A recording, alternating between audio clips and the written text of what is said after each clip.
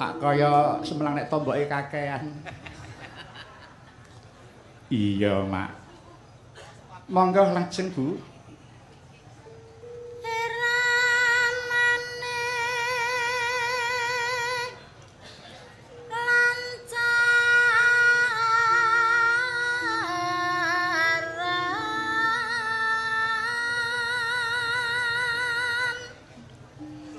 Mungkin Arya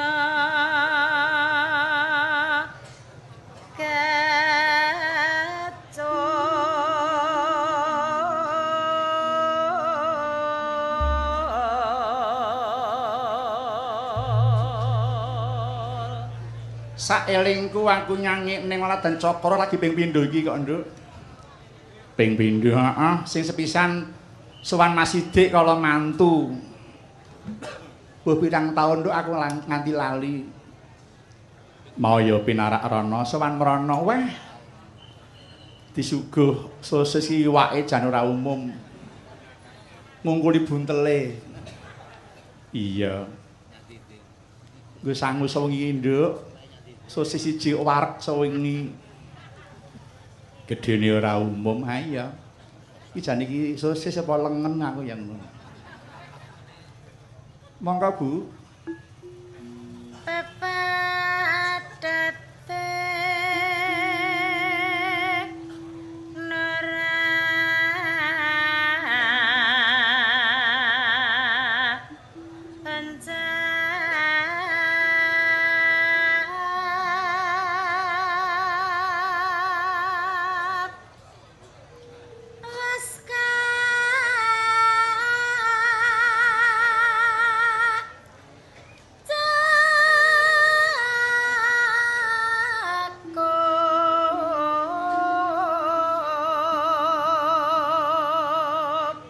Aku mau dimingi-mingi karo Pak Saptawaji, Nduk.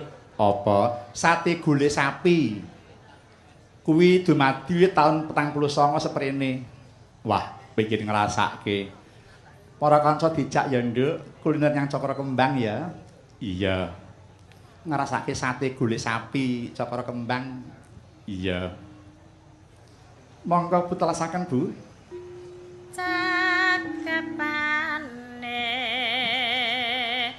Datan cicer. Monggo Mas Garing pun bersani. Monggo.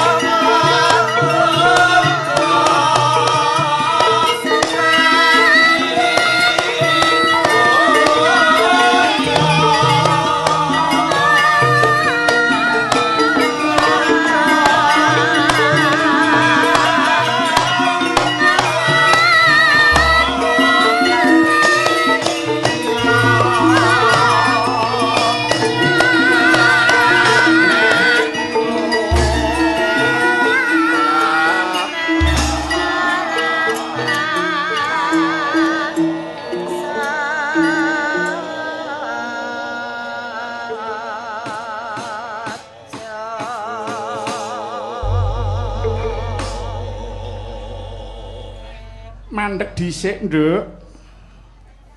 Iki pengen wis tekan Pasar Cokrombang Daleman Kecamatan Tulung, Nduk. Kok nganggo leren ana pasar tradisional? Apa sampean arep mampir blonjo to, Mak? Wayah bengi kok mampir blonjo ki apa pasar buka? Lah kok sampean ngajak mandek? Tak kandhani yo, Nduk. Bengi iki aku karo kowe didapuk dadi seksi. Sing dapuk sapa?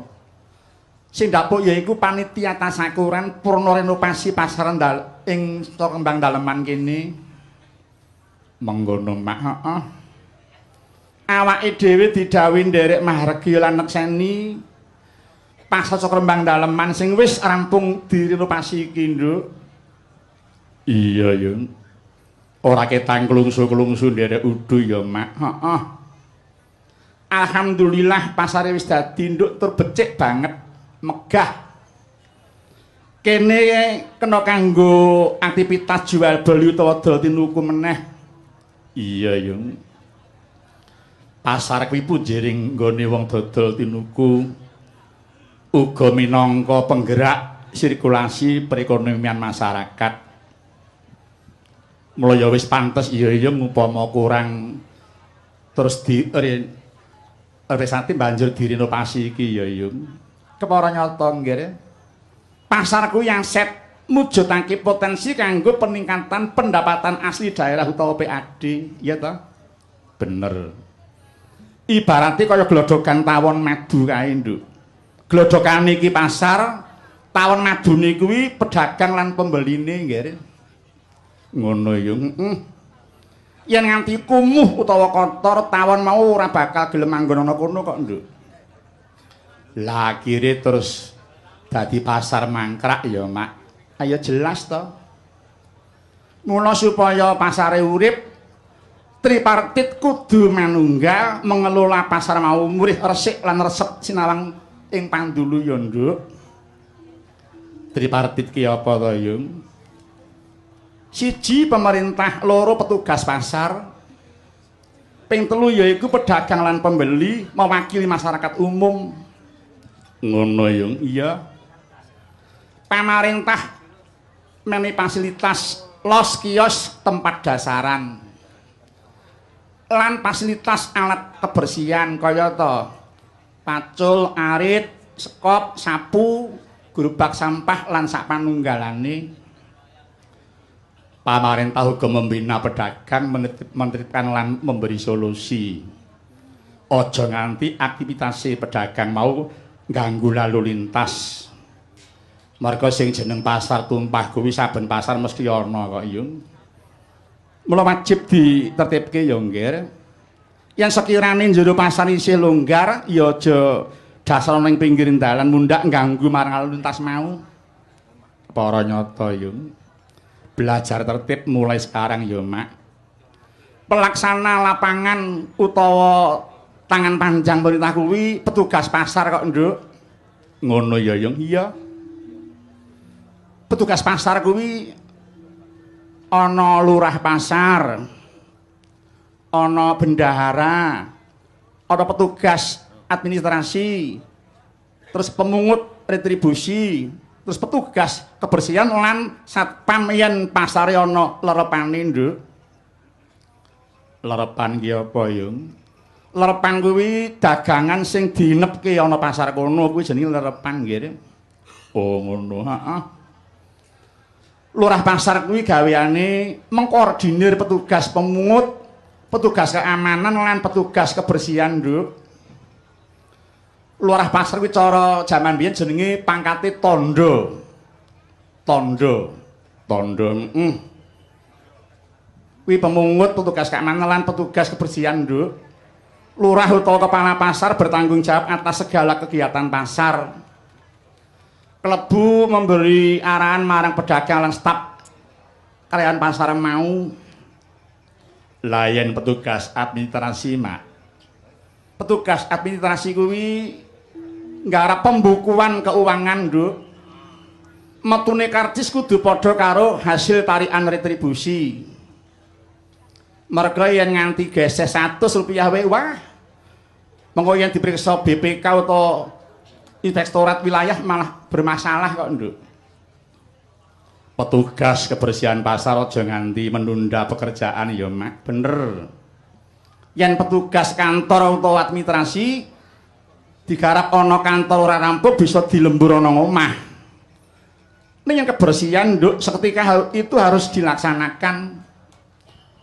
Ora iso ditunda ya, Mak. Ora iso. Ditunda iki kaya padha karo numpuk sampah to.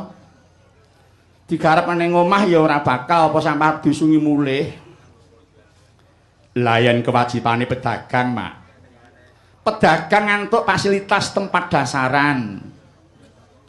Kewajibane mbayar retribusi lan jaga kebersihan tempat dasaran mau, Nduk. Ngono ya, heeh. Besar kecilnya retribusi wis diatur Perda kok, Nduk. Wis ana perdane wis. Yen los mbayari saben mangkat utawa saben dodolan. Ning yen kios buka ora buka tiap hari kudu mbayar. Ngono ya, heeh. Nadyan kios mau bisa dipindah tangankan nanging kuwi dudu hak milik, nggih. Kios pasar kuwi mung hak sewa utawa hak pakai. Bedane apa hak milik karo hak sewa, Mak? Yang hak milik kuwi ditinggal 10 tahun isih tetep milik pribadi. Ning yen hak sewa ana aturane, Nduk. Upamane ora dinggoni 3 tahun berturut-turut kios mau ditarik bali nyang pemerintah. Ning ya ana, Nduk, perda sing ngatur 3 sasi ora dinggoni wis ditarik ya ana. Ngono. Layan masyarakat sekitar pasar yung. Masyarakat dihimbau membantu kebersihan pasar mau, nggih. Tempat pasar kuwi dudu TPU lan dudu TPA lho, Nduk. Tempat sampah pasar kuwi khusus kanggo sampah pasar ya, Yung. Iya. Warga sekitar pasar disuwun panyengkuyungi, nggih. Disuwun pambiyantune warga ora ngguwang sampah ana tempat sampah pasar mau. Kejaba yen warga wis konsensus karo petugase pasar ya, Mak. Kuwi kejaba. Iya. Syukur pasare digawe adoh kumandangi sisan ya, Nduk. Dadi bisa loro gawe, ya pasar ning ya dadi tempat tujuan wisata, nggih. Iya. Lah yen himbauan sampeyan katur tripartit mau apa wae, Pak? Pemerintah disuwun konsisten menggelar operasi pasar ya, Nduk. Mengantisipasi pasar aja nganti terjadi penyimpangan. Upamane gas LPG jatah Sukoharjo beredar ning Klaten, lha kuwi jenenge nyimpang. Utawa gas LPG sing kudune nyang Klaten malah beredar ning Boyolali, kuwi jenenge ya penyimpangan. Ngono ya, heeh. Mbok menawa isih ana daging gelonggongan utawa daging kadaluwarsa kudu ditetitke ya, Yung. Jelas kuwi hukume wajib, Nduk. Mesake karo pembeline, mesake konsumene, Nduk. Lah banjur himbauan kanggo petugas pasar apa, Yung? Petugas penarik retribusi aja galak-galak ya, Nduk. Toleransi lan bersikap santun wajib ditengenke. Demi mengejar target ya monggo, nanging bersikap ramah kepada pedagang kuwi hukumnya ya wajib kok, Nduk. Ngono ya, Yung. Heeh. Wonten katur ketua HPP utawa himpunan petugas pasar monggo anggotanipun dipun motivasi supados tumut ngreksa lan rumeksa kebersihan pasar saha njagi kualitas daganganipun. Petugas kios, los lan pedagang adegan padha kewajibane ya, Mak. Bener padha, Nduk. Sing dagangane bentuk makanan siap saji ya aja nganggo bahan pewarna wenter ya, Nduk. Lan aja nganggo pengawet formalin kuwi aja ya, Ngger. Iya, Yung, heeh. Mereka diprediksi saiki kuwi akeh wong lara kanker, diabetes, stroke, lara jantung, penyakit lambung disinyalir merga wong mau mengkonsumsi makanan sing mengandung zat pewarna lan zat pengawet kok, Mak. Iya. Mula tak ambali maneh, Nduk. Daging glonggongan, daging kadalawarsa lan ayam tiren aja didol ya, Ngger. Pembeli ya kudu jeli ya, Yung. Bener. Dene Kang Pungkasan, Nduk. Pasar Cokro Kembang Daleman biasa dadi pasar adoh. Kang dadi kumandangi, penghuni lan pengelola bersatu menjaga kebersihan pasar mau. Rumaksa bangunane lan pasare aja digawe kumuh, aja digawe kotor ya, Ngger. Iya, Mak. Yen perlu pedagang lan petugas pasar padha mbangun kasantosan lumantar arisan kuwi malah luwih becik. Kareben kerasan bebasan kaya besan, wekasan pembeline ora bosan. Blonjo pisan ora kapusan nanging kepara rumangsa terkesan ya, Mak. Iya bener, Nduk, heeh. Gawe iki pancen ragate ora sithik nanging rumeksa kuwi luwih abot kang mengurayu padha bebarengan rumangsa ndarbeni marang pasar mau ya, Nduk. Iya, Yang, heeh. Mung iki sing bisa tak aturake marang para kadang pedagang pasar Cokro Kembang Daleman kene ya, Nduk. Iya. Iki oleh tasakurna ora tanggung-tanggung kejaba nimbali marang awake dhewe sak kanca uga kepareng miji marang kadang pelawak saka Semarang saka wayang wong Esti Pandhawa Kamas Sumarbagya utawa Gareng Esti Pandhawa ing Semarang mau wis pemanasan kanthi joget. Wilujeng dalu Mas Gareng. Wilujeng dalu, Mak.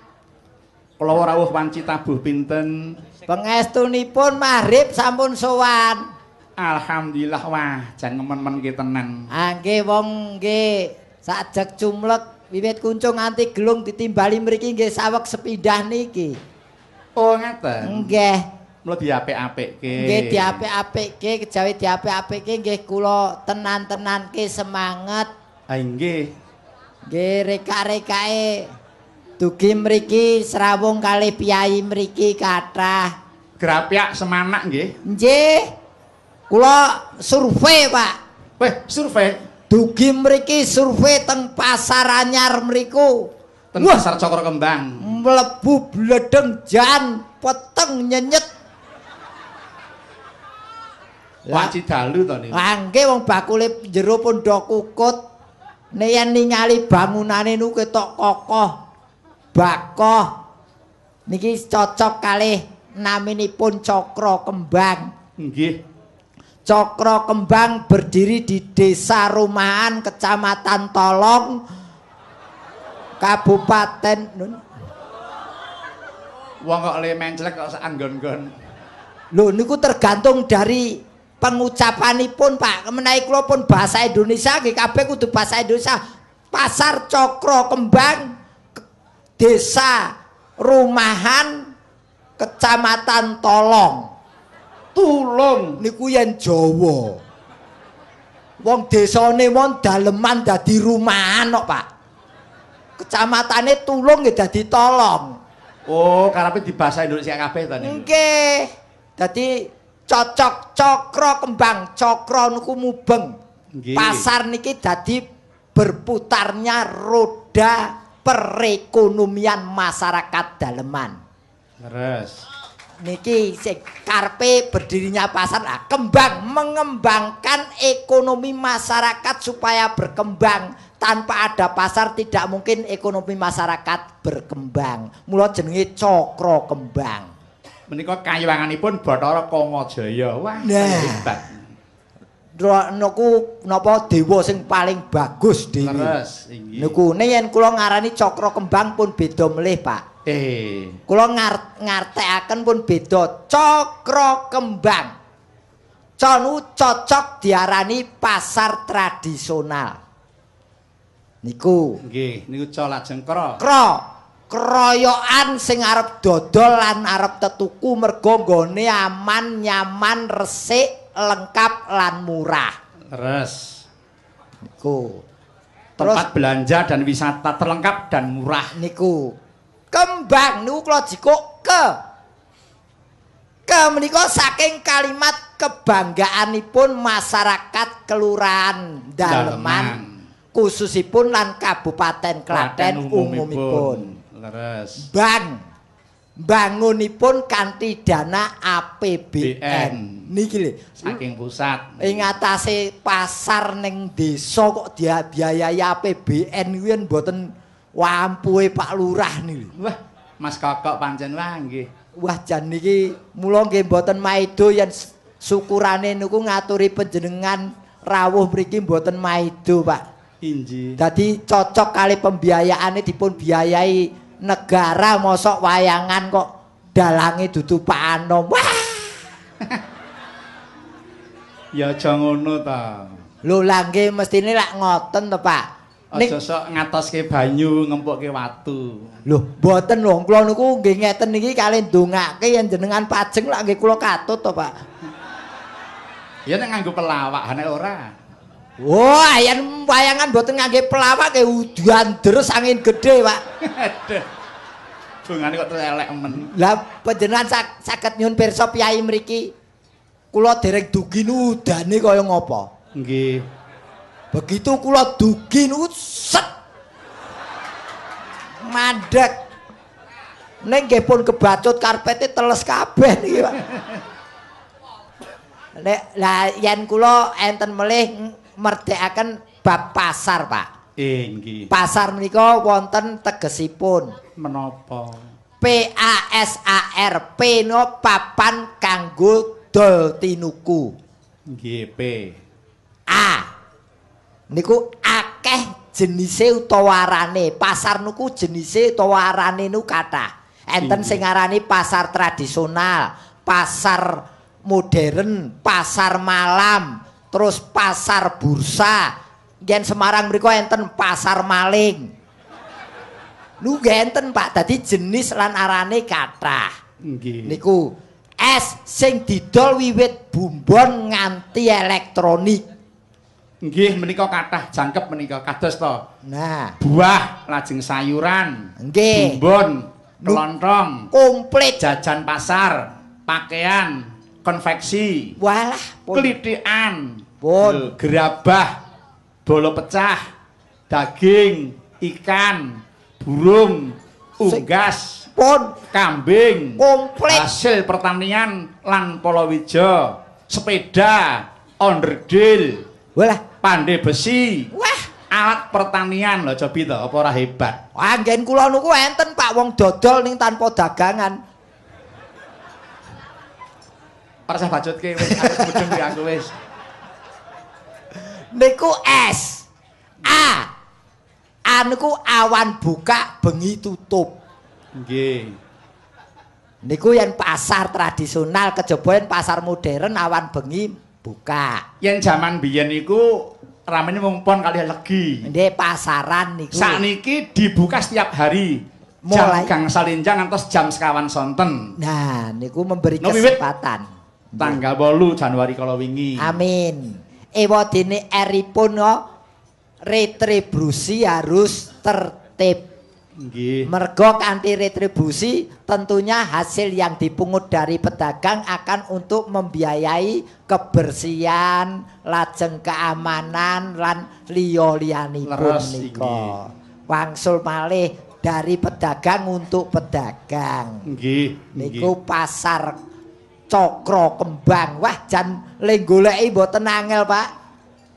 Inggih. Saking Semarang Boyolali ngliwati napa Kemrica. Kok kemerica? Kula liwate mrica mriku lho, Pak. Niku saderenge mriki niku pundi? Ah kemiri karo mrica padha bumbone lho, Mas. Kemiri mriki ajeng kebablasan teng daerah Jangleng. Jangleng ngendi? Mriki mriku lak Jangleng to, Pak, jurusan Jangleng sak Delanggu. boten alah niki le. Age Jatinom niku Jangleng. Oh, alah Jatinom. Oh. Wah, calone Jati niku lak kembange Jangleng to, Pak. Nek mikir nganti bingung aku. Pancen angger urung sarapan niku mboten kecekel-kecekel, Pak niki. Ini dadi wani alhamdulillah dugi mriki pembangunanipun pun majengipun kathah mriki nggih enten pemandian. Oh, lah inggih sampun kaloka wit rumiyin. Katrios ngendikanipun Pak Lurah Kokok panjenengan asring lumban wonten mriku, Pak. Leres inggih. Waduh, jan ajake sing marai laris napa lumban teng mriku niku, Pak nggih. Esuk kula ajeng kungkum mriku kok. Saestu niku kali kula niku pun lengganan kula niku pun. Nggih, ning mriki pedagang mriki enten sing mesake lho, Pak. Enten apa? Angger esuk dikepruki. Napa niku? Dagang klopo niku. Angger esuk dikepruki sing paling tahan uji batine tetek niku nganu pedagang bako. Bako. Saben esuk diambungi ngoten kok. Nggih. Pancen kene neko sing dodol mriku. Ngen kula enten lho Pak wong dodol mboten nganggo dagangan. Baleni nek bocah iki. Iki takon buktekke lho kareku iki. Moh. Nggih mengke kula buktekke dhewe Lah Pak. nggih pun monggo mangrahapi piyambak mriki. Nggih, wong nggih ditimbali mumpung tem mriki ya Pak. Lah nggih. Jan kula ngangge abang-abang niki nggih ngiras-ngirul mbok menawi mriki wonten ingkang ngrayakaken Gong Sifatce. Oh, nggih Imlek ta. Imlek hari raya Cina mula kula nggih ngangge abrit-abrit ngeten. Mbok Oh, menawa ngeten. benjang ditanggap kelenteng. Nggih. Tanggap Iya. kelenteng mosok dagelan campur barongsai. Nggih sae mawon. Angge telake sempal ketutup beduk. Lah nggih. Nggih mugi-mugi pasar menika saged piguna kagem masyarakat dalaman Amin. khususipun Amin. masyarakat Klaten umumipun Inggih. ngrembakaken desa daleman mriki saged Leres. kuncara eman-eman dibiayai negara muga iso ngangkat desa. Amin. Niki pun mugi-mugi kula percaya menawi Pak Lurah asmane sebutane we kokoh. Kokoh niku kuat. Tegese kuat lahir lan batine ngemong masyarakat daleman. Leres. Niki mugi-mugi benjang pitulasan ringgitan malih nggih, Pak. Oh, semprul iki kaya.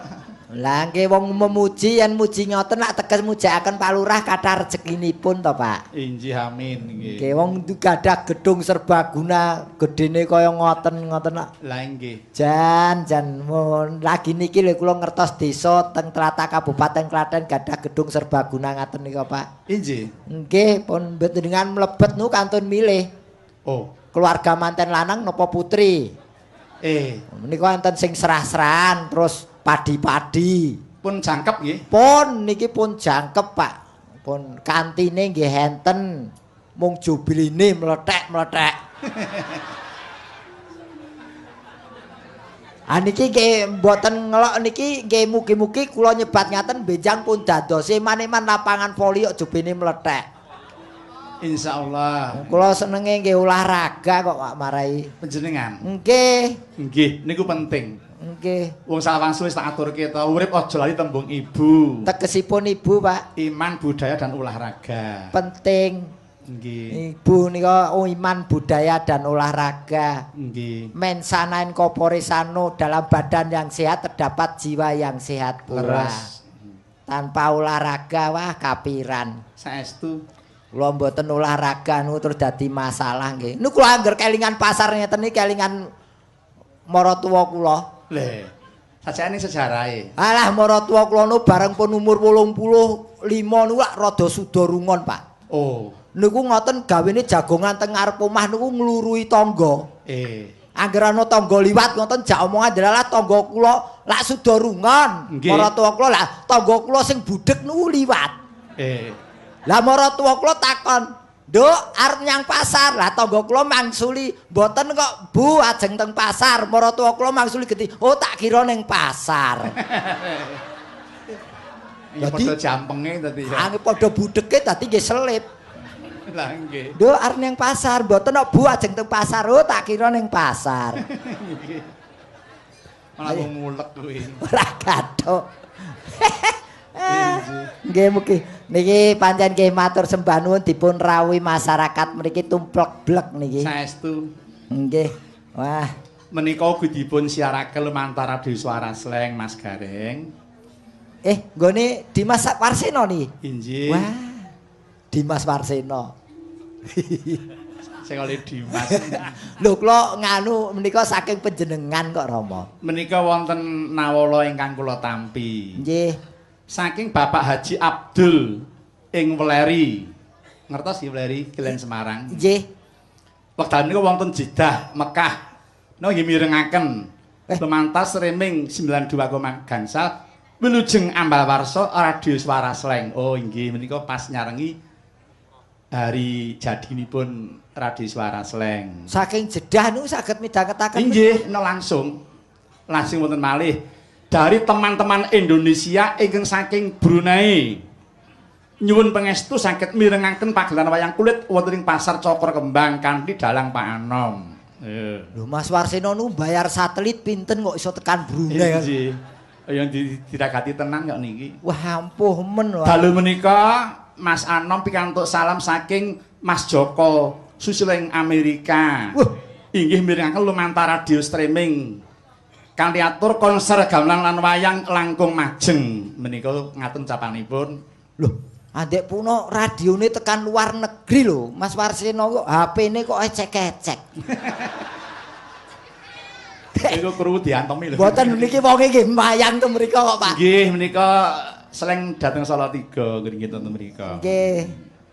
Ya selamat beradem ria pokoke. Nggih. Wah, kula memecahkan rekor wingi, Pak. Derek Mas Bayu. Nderek Bayu. Nggih teng Selo gareng jaketan nggih bengi niku pun. Aku nggih pun kula pun meksa ora dibayar ra patheken wong katisen kok kula ngoten. Nggih. Gareng jaketan. Awitekno wong nggih ndrodhok tenan. Lah yen gareng jaketan mboten masalah timbangane dalange kaos kakian niku, Pak. Malah kaya Anoman. Dalang kaya lara malaria kaos kakian. Nggih. Dalang ngeprak karo kicat-kicat. Ayah. Nggih abot-abote ngabdi kali masyarakat ditimbali teng Selo nika nggih alhamdulillah sukses wonten nika rame, Pak. Inggih. Nah, jan penontonipun nggih tumplok-blok kebak. Inggih. Pinggir panggung kebak mergi nonton Rodado ra ketok wong kabut. Jadi penontonnya do nyedak. Oh nggih. Dadi kebake panggung niku mboten perkara le kebak penonton mergo kabut niku. Ati se Pak temriki mula kula nggih wah sehat niki. Inggih. Pangestunipun Katur Ki Haji Dalang Haji Anom Surata nyuwun lagu dolanan modernisasi desa. Pinter makan bawa dandang gula lek suling. Kaping kalih nyuwun mijil ketoprak. Oh nggih. Matur nuwun saking Pak Mangun K. Panitia. nggih matur sembah nuwun. Inggih. Dandang gula lek suling. Nggih. Kula dereng nate mireng ya Pak niku. Monggo pun mirengaken. Nggih.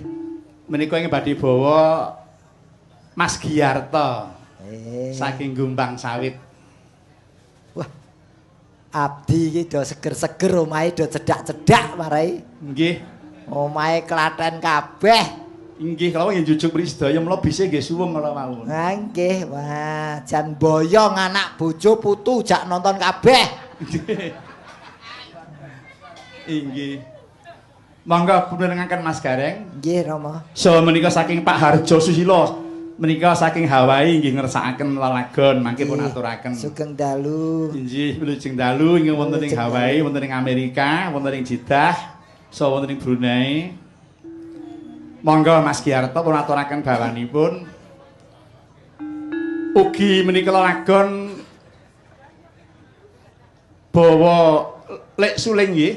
Lek suling. Inggih menika kula aturaken kadang kula warga wagon Kamas Puja menika nggih kepareng rawuh dhateng Cokro Kembang mriki saking Surakarta. Menika sak bergodo sami rawuh mriki. Mas Puja informasi mriki wonten sate gule sapi Mas Puja. Mohon diedarkan para anggota wagon binjing menapa tindak mriki kula derekke. Rame-rame dhateng Cokro Kembang ngrasake sate gule sapi. Cokro Kembang punya. Bayar dhewe-dhewe. Oh. Tak kira arep jajakke. Monggo pun aturaken Mas Giarto. Ayo ruwang hang ayahi karti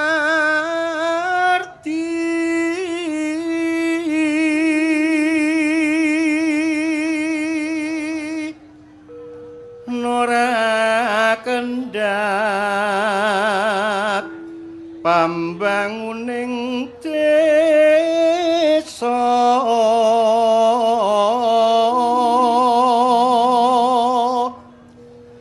pinuti murih peci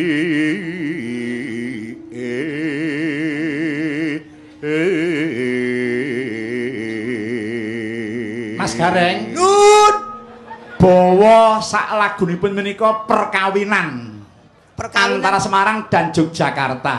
Oh ngaten ingkang Semarang ingkang yasa bapa menika Suwargi Kinarto Sabda saking Semarang. Nggih. Lajeng lagu modernisasi menika yasanipun Suwargi Bapa Cakrawasita saking Ngayogyakarta Adiningrat. Wah, iya niki namine tembang mau iso bersatu mosok wonge kok ora iso bersatu nggih kebangetan. Lah nggih.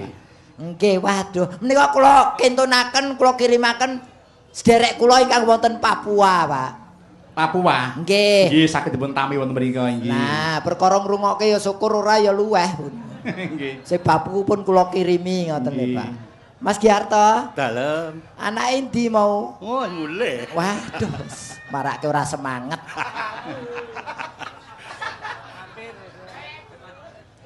Monggo lanjut.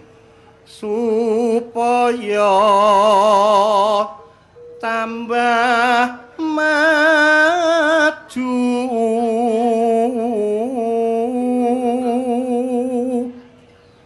ngupakara karang lan kitri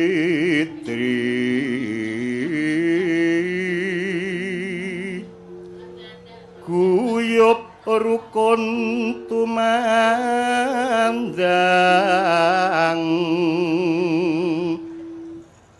asengkutku mreko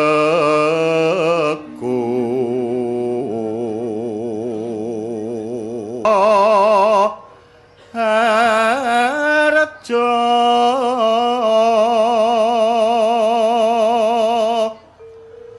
handang yani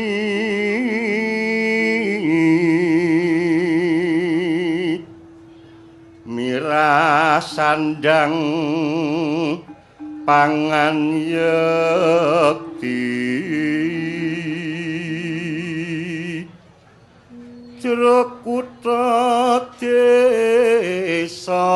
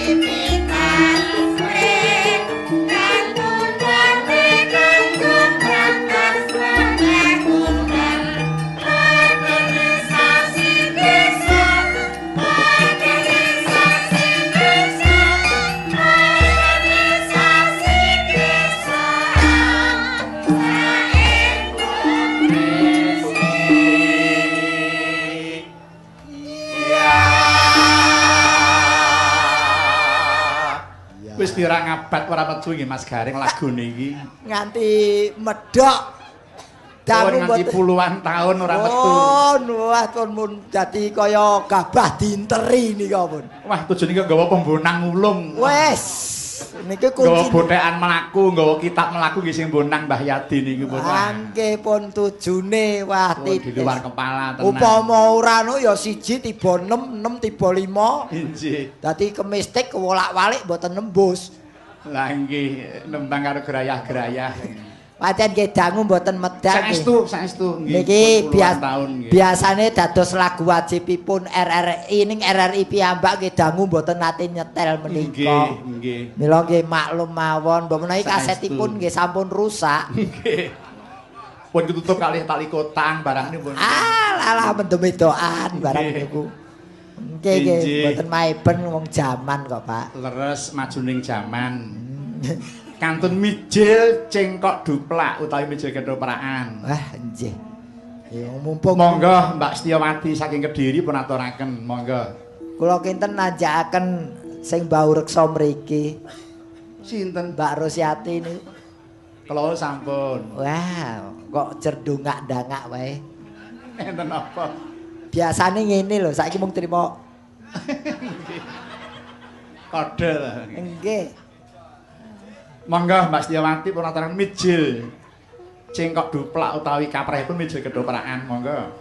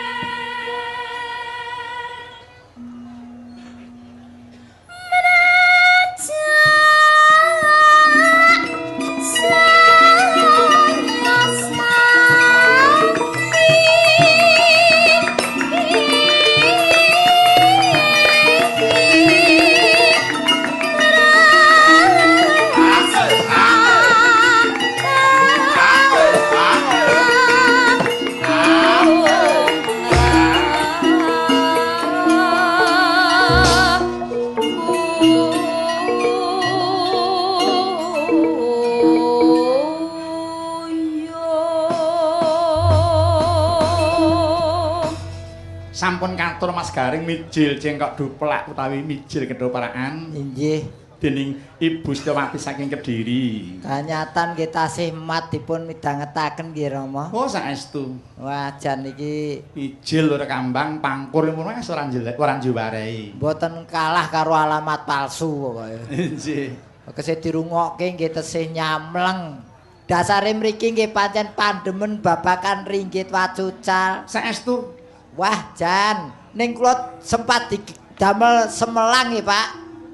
Kuwatir bab menapa? Niki wau kula kuwatir tenan kula mlampah-mlampah bakul kaset itu malah nyetel rekaman panjenengan pas teng Malang nika. Oh nggih. Lah enten kula bareng matrih iki lah kok aku sore wis disetel ning kene lah aku bengi aku ngetokke apa iki. Nggih. Jebul mriki niku kaset panjenengan kathah lho Pak Kunang. Inggih. Pun nggih alhamdulillah saged semebar dumugi mriki. Leres. Nggih mugi-mugi mangke saged mengembangkan diri sampai ke luar Jawa, ke luar negeri. Amin. Amin. Wah, Sakno gentos panjenengan piyambak Mas Gareng. Kula nyuwun keparenga nembang Nyidam Sari dibawani kalih joget. Pun. Nyidam Sari dibawani sak langgame karo joget. Pun. Oh, kaya rapelan ngoten to, Pak? Kula ajeng ngetes kaya napa kadigdayan sampeyan. Oh, kaya lara mata dites. Nggih wong jenenge niki dawuh panjenengan kula laksanakaken. Harus, hukumnya wajib. Nek pengen kapet kumpul ya kudu diaturke. Mas kula nu nderek panjenengan nu kaya ancik-ancik eri. Enten apa? Angger luput-luput bejane iso kecoblos tenan niki. Mosok ora iso nembang kowe kok malah medeni wong. Waduh. Demi kaya Mbah Truna. Mangga. Ya aja ganggu. Wancine bapak arep nembang kok dadok-dadok nyetel kendang. Momoe woh apa?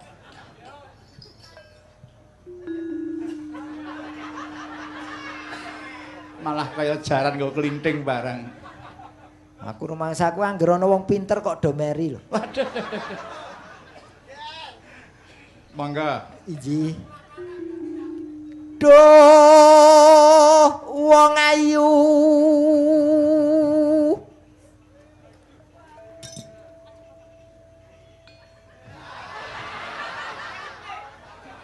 Malah diincer.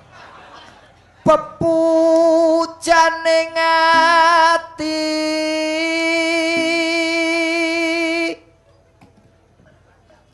Kaya ngene wong gandrung ora ana sing digandrungi. Kaya ngene wong nandang aswaru. Asmara. Alah ya. Aku mari baremi kalah lho dadi niku. Wah, semprul ini. Kelingane aswaru Ya terus njaluk dikere kowe. Kula nggih mung Tenan ora tok ndek wis dadi kere tenan kowe. kula nggih mung ketularan kanca kula kok, Pak. Sapa? Nggih mriko ngen karang gedembel. Asmara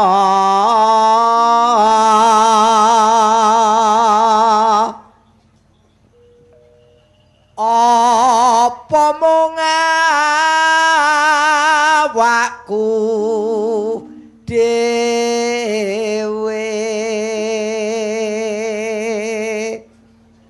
ngene lho kok arep dikeki 150. Iki ora akal-akale Bayu rek. Caidian. Bayu ditakoni adate Mas Garim 150 kok Pak. Niku sak kelasane, sak payunge ati. Oh, tukang pijet wae. Oh, kula niku len napa niku pun nengkar tanggalan lho Pak Kloping ngoten. Wah, Abang Pak Anom. Oh, teng mriki Klaten pasar toko kembang lah kok Mas 150 wong edan iki. Aku mang sulit 150 karo diculek mripate apa ora aku.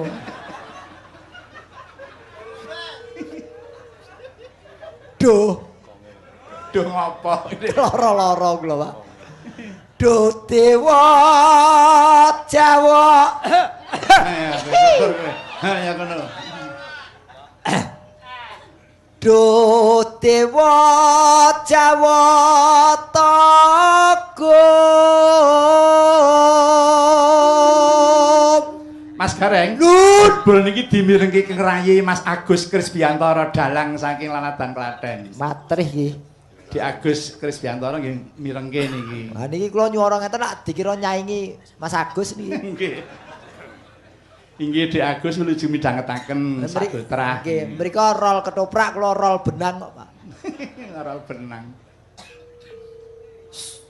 Sope ana kok ora ana segane. Iku to Pak tak cempolo ki, Reng. Ata mriki mengke kesampar, Pak. Kok nembang kok ngurusi neko-neko to. Kowe iki jane penembang apa peladen ya? Lah witekno direwangi pupuran putih niku nggih golek sop niku Pak. Ya engko tok nek wis rampung. Walasana mring wa mami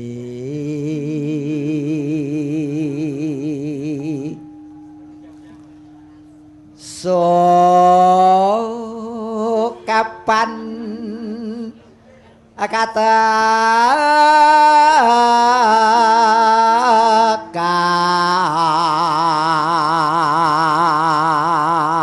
Cengkoke apik. Saploke 150 iki jan wah nyenengke cengkoke jan. Apik tenan. Pak, kula jagake nggih ngangsur kendaraan lho Pak niki. 150 tombok iki. Bensin arep mundak barang kok. Cek. Dijoki banyu jare ya. Wah, kendaraan kok joki banyu mangsane kapal-kapalan apa piye? Klok. Jejer lan wong ayu.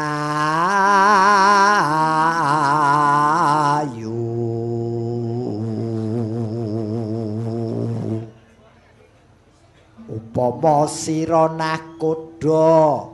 Waduh, kemayune. Heh, cengkok jemotos Pak. Nggih, niku apik dibunderi 200 dadi apik. Mundake kok sithik-sithik mendo iki. Ning pasar mundak pira? Ah, nggih niki angger genep kios 10 lah pun gantep, Pak. Aduh. Pokoke bawa nyidam sari niku kudu entuk 50 kios. Aja ya larang men. Tanpa prau sasat saraing lodri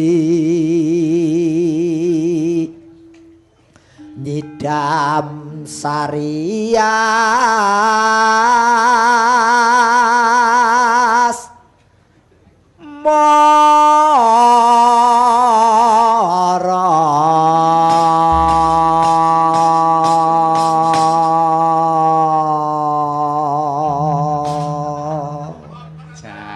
Elok tenan. 250.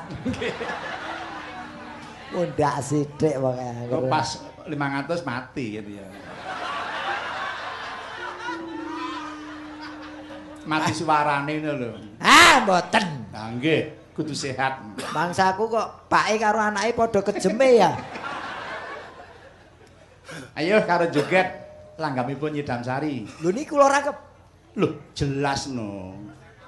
Lah niku nggih napa nonton wayang kok gelungan, Don. Kowe ning bagiane dhewe. Oh nggih. Resiati dendem karo aku. Apa ora nganyelke mampir Mas ning aku kan tak cepai sego karo tak belehke kere ngono. Belehke kere. Ayo. Upama sliramu sekar melati aku tumbang bangsani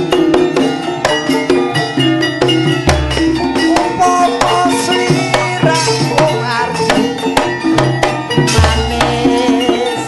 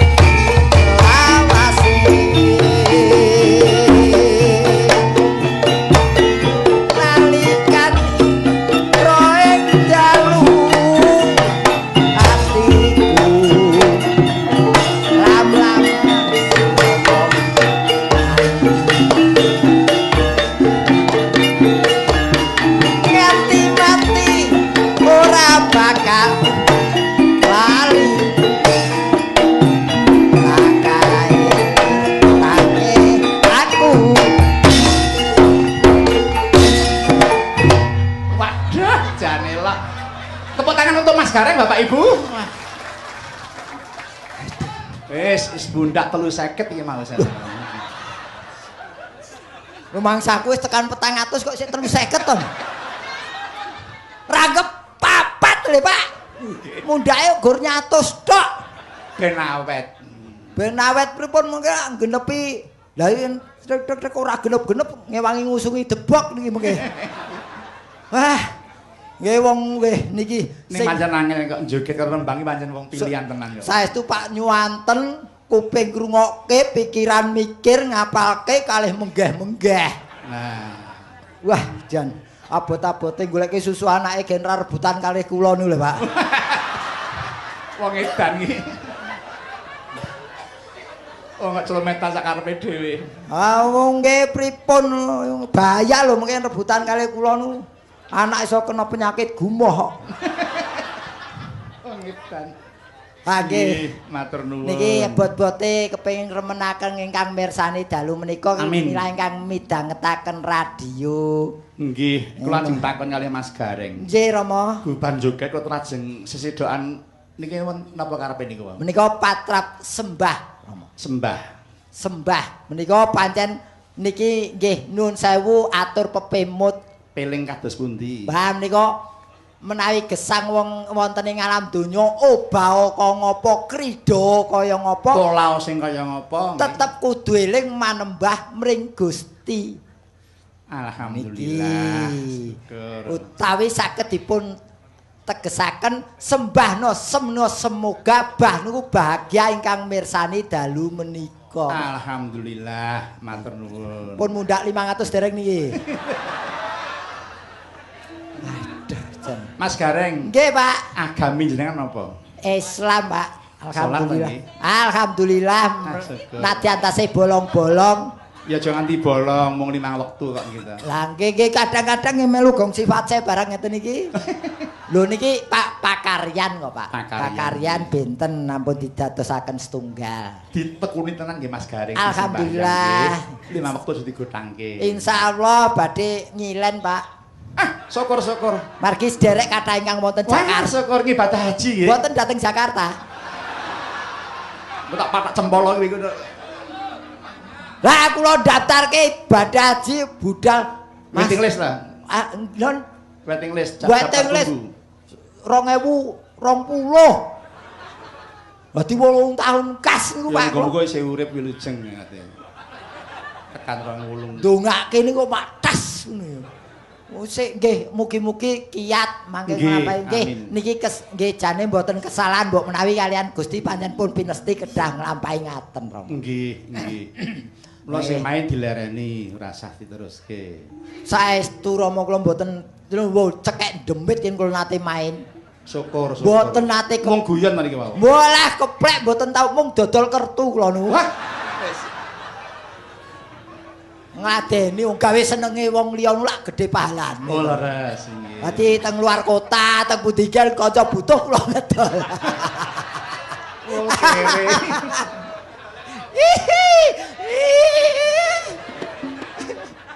Nggih. Wah, mosok kartu lemi ning Kalimantan regane 50.000. Mboten kok Gojek kok Rama. Nggih, nek tenan perlu ndedes dosa niku. Mboten kok, saestu mboten ya, mboten. Nggih. Ayo cah, wang diam lho. Ya ora tak bocorke kudu ngerti. DT cuk ya kayak aku separo. Ora umum. Ngoten Roni ada alhamdulillah saged nglaksanani tugas panjenengan nembang joget bawa. Kula tambani Mas Gareng. Oh nggih. Badhe atur Pak Sumbang bawa Taman Sari. Dinelanggamipun kula nyuwun Ibu Waranggana. Matur nuwun saking kula Pak Widodo. Wah niki alhamdulillah Pak Widodo niring sambikala badhe. Badhe nyekar bawanipun menika. Inggih, monggo Mas Widodo kula caos anu wekdal tindak mriki monggo panjenenganipun Mas Widodo. Ada lho bawane Taman Safari kok. Taman Sari kok Safari. Oh, Taman Sari.